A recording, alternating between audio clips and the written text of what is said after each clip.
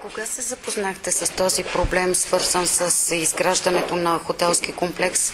Официално, тъй като аз отсъствах от страната и трябваше да се върна, някъде през лятото. И тогава веднага се разпореди да се започне това, което е необходимо да се направи да защити светинята. Това пише, че трябва да се вземе благословение от митрополита.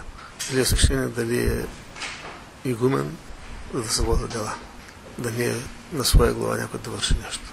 Увеселително заведение пред манастир. Това е недопустимо, защото в манастирите се отива за уединение, отива с болка да се изпроси Божието благословение, отива с различни и едно такова заведение пред светината е недопустимо, защото е в разрез с предназначението на светината. Разговаряхте ли с кмета на Хаджидимово Людмил Терзиев? Как разбрахте, че това е хотел свързан с неговата фамилия? Има една приказка с питане до Цариград се стига. По този начин ние, защото не сме се срещали. Искам да коментирам. В рамките на делото трябва да се изясни какъв е статута на манастир Свети Георги. В този смисъл, каква е земята? За земята, за статута на манастира, тук става въпрос за като паметната култура. Да. Какво е? А иначе, ние не сме само за това дали е паметник на културата или не е, е ли светиня или не е.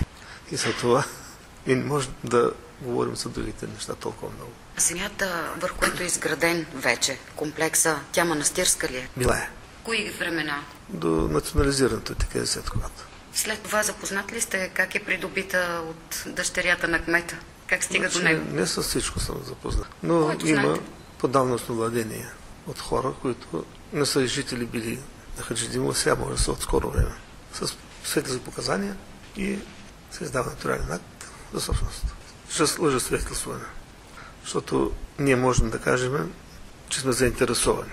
Може да бъде обвинени. Манастира от 1994 година през лятото до миналото лято 19 години постоянно имам детски лагери. И тези деца, които са били на лагера, могат да кажат имало ли е там някога заграден имот, сеяло ли е в него картофи или каквото да малко и на морал. Какво целите сега с това дело? Да запазим светинята. Нищо друго не целим. А искате ли този обект да бъде премахнат? Да запазим светинята. От това всичко. Тоест включва и премахване евентуално на обекта, ако разпореди съда ли? Да. Ние това очакваме, да го няма този обект там. Иначе светинята защо е? Вие като Божи човек, очаквате ли, че самият кмет ще предприеме тези действия? Ако искат. Ние в край на краища, нали, като граждани на държавата, търсиме законните средства. След това имаме и другите законни средства, духовните, които са. Чакам Божието правосъдие.